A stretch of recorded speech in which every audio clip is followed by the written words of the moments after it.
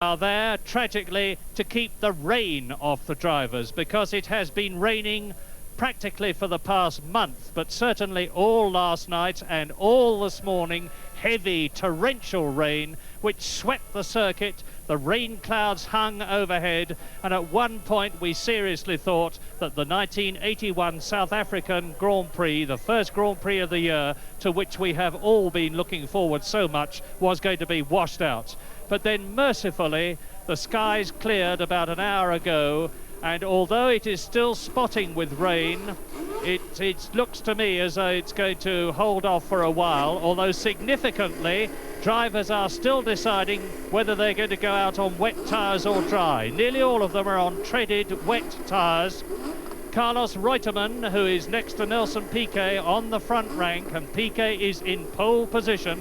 There is the grid on the right of your picture. Number 5, Nelson Piquet, second in the World Championship last year, the brilliant Brazilian driver in the Brabham.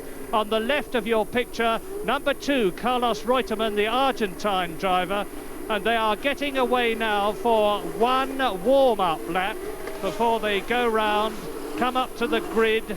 Now they're going down the longest straight in Grand Prix racing, and they approach what is now called Marlborough Corner, or those of you who know the South African Grand Prix course will think of it as Crowthorne Corner. 3 corners have been renamed. So you're looking down the long straight now, and with me, James Hunt, the man who's driven in the South African Grand Prix many times. James, what are your views about prospects and the conditions? Well, hopefully it could be quite an exciting race, because the track may well dry out. The weather has been improving here. The sun is now trying to peek through. We've got it stopped raining a couple of hours ago, and then we had a little shower as the cars were sitting on the grid. But if we get a wet dry situation, the drivers have to go and change tyres. We get a reshuffle of the order, and apart from the difficulties it presents us in keeping a track of what's going on, it usually makes for a very exciting race. Form is very much in keeping with last year.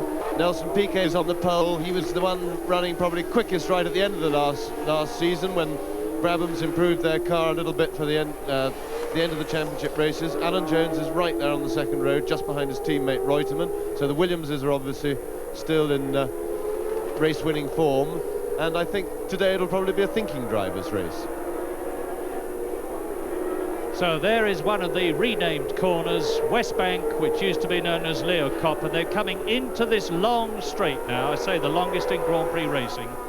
Behind the 2 cars there, on the right the Brabham, and on the left the Williams of Carlos Reutemann is one of the 2 Lotuses. And incidentally, Britisher Nigel Mansell has driven a storming practice. He was at one point in 5th fastest position, finished up in 8th place on the grid on the 4th row.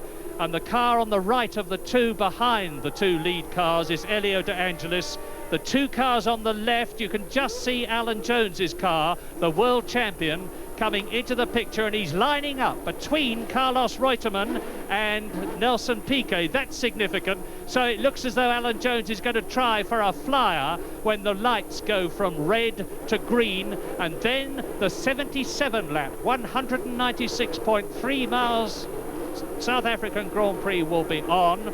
The lap record, which certainly won't be broken today, because quite apart from the weather conditions, we have to remember that last year's lap record was put up by René Arnoux in a turbocharged Renault. This course is 6,000 feet up, and the turbocharged cars, of which there are none here, have a distinct advantage. So the fastest lap in practice was put up by Nelson Piquet, 1 minute 12.78, which is faster than last year's official lap record, but not nearly as fast as the pole. And now they are coming up and away. And past it, Piquet leading. Elio De Angelis goes up into 2nd place. Carlos Reutemann drops back into 3rd. Alan Jones trying to get through on the inside, and just look at that spray. It must be absolute murder for anybody who is behind the lead. Round Crowthorne Corner, Nelson Piquet leading. This is a 3rd gear point now. Piquet streaking away towards Barbecue Bend. Look at the lead that he's got. It's Elio De Angelis in 2nd place, and in 3rd place it's Jan Lammers, the Dutch driver in the ATS. Piquet. There is De Angelis. There is Jan Lammers. Well up there is Carlos Reutemann. Behind Reutemann is Ricardo Zunino, the Argentine driver in the second Brabham, because Hector Ribac, the Mexican driver, has got hepatitis and is not starting. That is the leader. That is Piquet, young Nelson Piquet, number 5, 28 years old. He's round now towards the S's. He's past Ford Corner, and Lammers is challenging De Angelis as they go into the S's. Now up to West Bank, and of course De Angelis and Lammers will be tending to slow each other up as they're fighting for that second position and giving Nelson Piquet a chance to break away. James.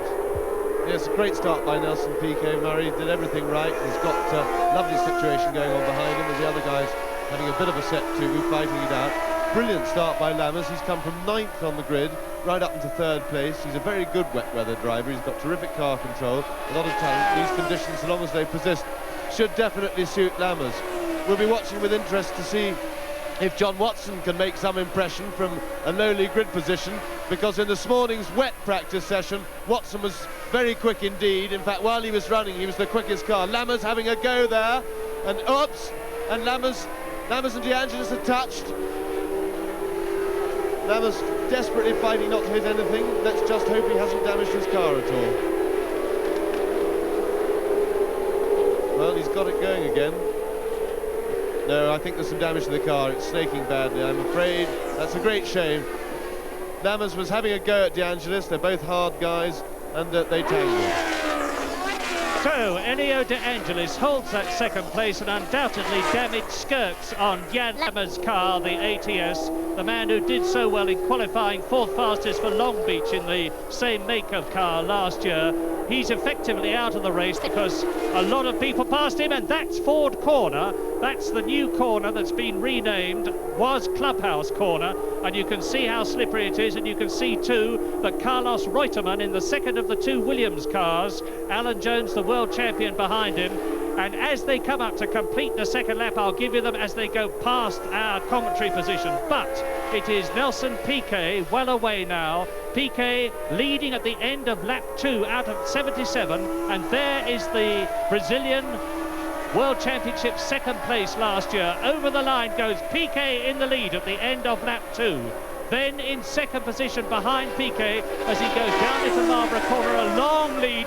It's De Angelis. Reutemann is 3rd. Mansell, Nigel Mansell, is in 4th position. The Englishman, Nigel Mansell, is in 4th position, and you could just see him in that ball of spray behind Reutemann's car. There is Mansell. Behind Mansell is John Watson. Behind John Watson is Alan Jones, well down. Then Ricardo Zunino. There goes the Brabham round the bend. And now the sun is coming out, and I'm looking hard down the circuit to see whether the rain has stopped. I'm looking at the surface of a puddle, but you can see that Piquet is throwing up spray, the car drifting sideways as he goes round that left-hander, and now into Clubhouse, into Ford Corner again, up towards the S's, a very tricky section. Now, but let's hope that we'll see the second place battle, because it's developing into something as Piquet goes up to the S's, 3rd gear this is, well over 10,000 revs, and that's about 128 miles an hour. Now he's going up towards West Bank Corner and up towards the kink into the straight in 5th gear, and it is 165 miles an hour along the fastest part of this course. Nelson Piquet leading, and this is the end of lap 3 out of 77, and it rather looks already as though the Brazilian has got the race in his pocket, because just look at that gap. Nelson Piquet with almost the length of the straight as the second man bursts into sight, and it is 22-year-old Elio De Angelis from Rome. Reutemann is still 3rd, Mansell 4th, John Watson 5th, Alan Jones is 6th. Derek Daly has come up right through the field in the march. Derek Daly in the John McDonald and Robin Herd march is up into 7th place, and there was the Irishman. You just saw him going round the corner. We're looking at De Angelis in 2nd place. A wonderful start to the season for Nelson Piquet. He's really showing terrific form at the moment. He's built up a huge lead, considering they've only done 3.5 laps already, and he's not letting up for one moment. He's really trying. You can see him throwing the car about, sliding all over the place.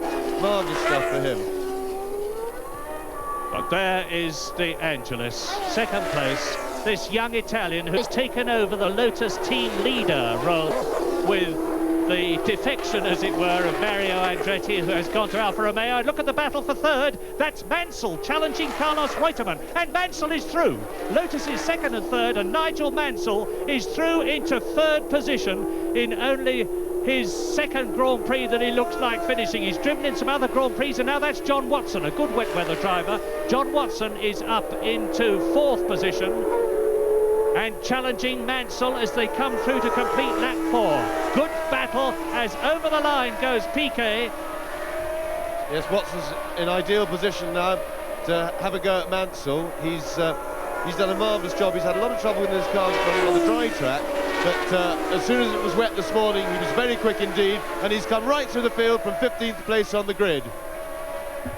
So you look at the battle for second position as on lap 5 in what is turning out to be a very exciting South African Grand Prix. In the lead is Nelson Piquet. In second position, Elio De Angelis. In third position, Nigel Mansell. Fourth, John Watson. And in fifth place, Carlos Reutemann. Ja, dit was natuurlijk een opname geweest van die begin van die wedren. 3/4 uur geleden, precies om 2 uur, die mannen weggespring. Ik moet eindelijk niet zeggen die mannen niet, want Desiree Wilson is ook onder hulle. Sy het ongelukkig nie baie goed weggespring nie. Watson het ook al 'n slag intussen in die kuipe beland, maar so 'n bietjie later vanmiddag dan sal ons vir u weer inligting gee oor hoe sake op Kyalami.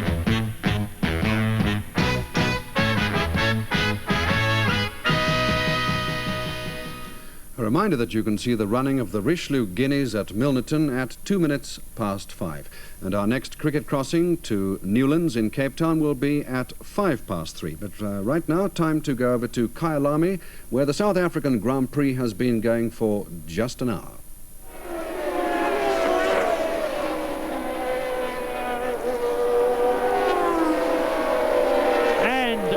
Lap 40 out of 77, we look at John Watson, the Englishman, followed by Andrea De Cesaris, the Italian star, going round the new Marlborough Corner, which used to be called Crowthorne, and it's turning into a really exciting South African Grand Prix of 1981, because leading is the Argentine driver Carlos Reutemann in the Williams, the man who won at Monaco last year, finished third in the championship, and we've just had the dramatic news that Carlos Reutemann started the race on slick tyres, which are designed essentially for dry conditions. There he is.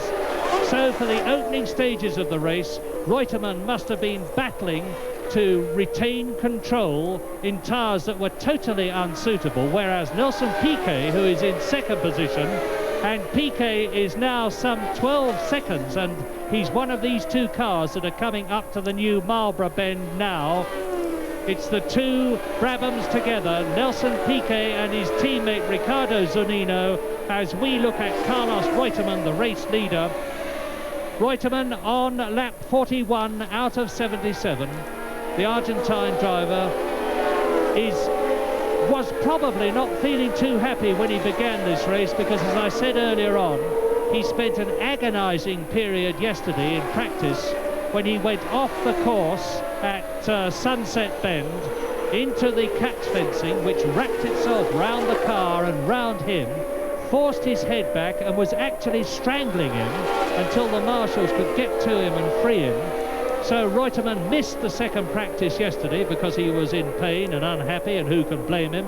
And he's come out in this race today, started it on slick tyres, he's finishing another lap, goes over the line, and he has now completed 41 laps. And again, I have got the stopwatch running to see what the gap between him and the second place man, Nelson Piquet, is coming up to the line now. It's the leader of these two cars is, and the answer is 13.41 seconds, so the gap is extending. Carlos Reutemann is increasing his lead over Nelson Piquet. Zunino, Piquet's teammate, has been lapped, of course, but is in 7th position as we look at Reutemann.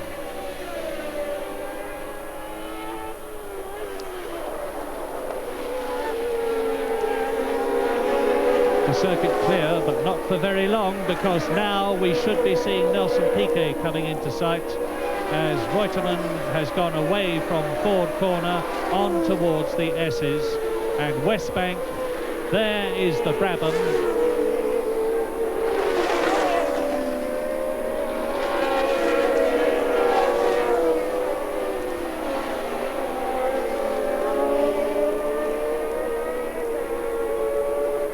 Carlos Reutemann bursts out over the dip. He's doing about 165 miles an hour as he comes down to Marlborough Bend, puts it into second gear, changes up into third as he goes past the apex, accelerates up to about 10,600 RPM in fourth gear, which is 150 miles an hour, onto Barbecue Bend, which is where he is now. And all the time he's extending his lead. It's now 14.2 seconds between him and Nelson Piquet.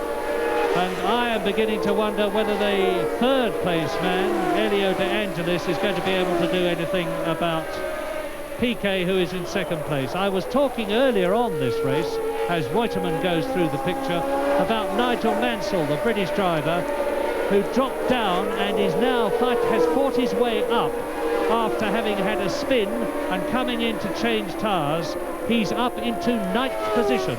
The positions at the end of the 42nd lap in this truly stirring South African Grand Prix, which has had just about everything. There are the first 6.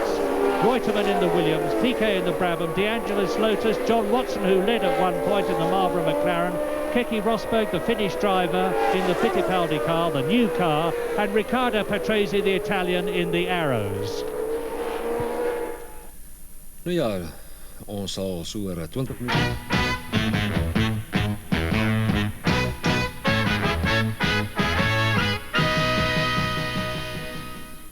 Well, more cricket from Newlands at 3:25, and until then, back to the Kyalami circuit and the South African Grand Prix. Comes into the pits. Desiree Wilson is still in the pits, as Reutemann, on those, to him, very hard tyres, because these Aurora Formula One tyres are a much harder compound than the tyres that Reutemann will have been using for the same sort of conditions last year. They therefore don't give as much grip on the circuit, and I reckon they're about 2 seconds a lap slower than last year's Formula One Grand Prix tyres, as Reutemann comes over the crest of the hill. And it looks to me as though Desiree Wilson, yes, she is. I can tell you, as you watch Reutemann, that Desiree Wilson is out of the race. Her car is being pushed away in the pits. Desiree, the South African woman driver, the best we've ever had in Grand Prix, has taken her helmet off and is out of the South African Grand Prix. Bitter disappointment for her. Perhaps some consolation that her teammate Eddie Cheever is still in the running, but I'm quite sure she would rather still be in the running herself. Carlos Reutemann, the leader, lap 57, no change for the first 6 places. But I remind you that Keke Rosberg in the Fittipaldi car moved up into 4th position on lap 52 and has held that position. There is Desiree Wilson. Get very hot in a racing motor car, of course, having a drink. Very, very disappointed.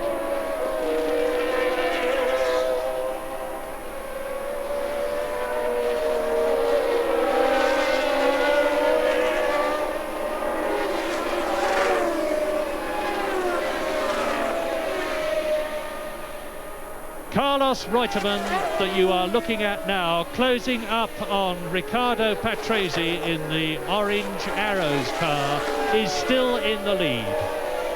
Nelson Piquet is still chasing him, but whilst he closed up at the rate of a second a lap for some 3-4 laps, there is Piquet. The gap is now some 12.6 seconds, and Carlos Reutemann is very much in charge of this South African Grand Prix. He won the South African Grand Prix in 1974, Reutemann. He is the only driver in this race to have won it before. He was in a Brabham when he won it in 1974. And listeners, viewers in South Africa will be disappointed, as everybody around the circuit is, to hear that their own Desiree Wilson, the best Formula One Grand Prix woman driver there has been in the history of motor racing, is out of the race. She has retired her Tyrrell car, has got out of it, and is disappointedly sitting on the pit counter now. We watched Reutemann and the very hard-to-pass Riccardo Patrese in the Arrows, moving over, actually, and letting Reutemann through to come through and complete his 58th lap. Into Marlborough Corner. That's the longest straight in Grand Prix racing, the straight with the kink in it, which goes all the way from West Bank to Marlborough Corner, and is absolutely flat out. And now they're round Barbecue Bend, up to the Yunkskai sweep, then into Sunset Bend, the right-hander. Sunset leads up to the newly named Ford Corner, which is a second gear, 100 miles an hour, believe it or not, round that bend. Then accelerate away up to the S's, third gear. That's some 130 miles an hour around there, 10,000 RPM from the Ford Cosworth V8 500 horsepower engine. Up the incline to the newly named West Bank Corner, which was Leeuwkop, and now up to the kink again, and this is the race leader, Monaco Grand Prix winner of 1980, third in the World Championship, winner of the South African Grand Prix in 1974, over the line, Carlos Reutemann. There behind him are Keke Rosberg. Keke Rosberg just ahead of Reutemann. There's number 20, the Fittipaldi car.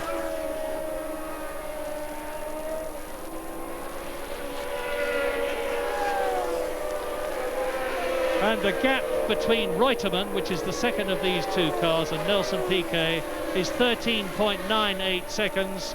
Reutemann right with the fourth place man as we look at Piquet driving very hard indeed.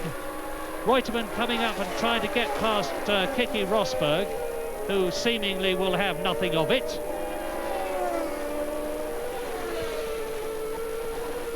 Out of Ford Corner, Rosberg still ahead, not at all anxious to be lapped by Carlos Reutemann. Yes, it's okay in fact, Murray, because he's of course got he's under some pressure with his battle with Watson. Reutemann's in a comfortable lead, so he's not in a great hurry to get through, and there he goes, slipping through pretty easily. I think a race leader in that situation realises that other people have got their battles. He's not in a hurry. Rosberg would know, have a pretty good idea of what's going on. Well, Carlos Reutemann with the fourth place man, Keke Rosberg behind him, with John Watson in fifth place, not so far behind Rosberg, who is still right in Reutemann's slipstream as they come down to Marlborough Corner, and determined to hang on to the Argentinian. Watson round the corner, and Carlos Reutemann, the man who lives in Cap Ferrat in France, is on his way now within sight of his 11th Grand Prix victory in his 15 years of experience.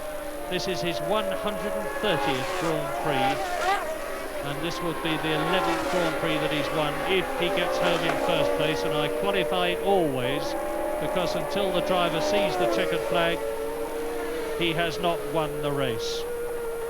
But it will be another wonderful moment for Frank Williams, the Williams team owner and leader, and his colleague Patrick Head, who so superbly designs these Williams cars and manages to keep ahead of the opposition. Let us not lose sight, however, of the fact that fine a race as this South African Grand Prix of 1981 has been, it has lacked three very important ingredients. One of those ingredients is called Ferrari, another of those ingredients is called Alfa Romeo, and the third ingredient is the Renault team. And they're not here because of the bitter battle which is going on in motor racing about who should control it. And so there are six very important cars, any one of which could well have run, because the turbo Renaults won last year. The new Ferraris are turbo cars. Nelson Piquet, that's 272.81 kilometres, so Piquet's going quicker than anybody. I can't rapidly translate that into miles an hour, so I can't tell you how it compares with the fastest lap, since the time wasn't given, but the fastest lap time last year was that of René Arnoux, 1 minute 13.15 seconds, and Carlos Reutemann, as we look at Frank Williams, is now leading by 16 seconds and is increasing his lead over Nelson Piquet, and they are on lap 72 out of 77.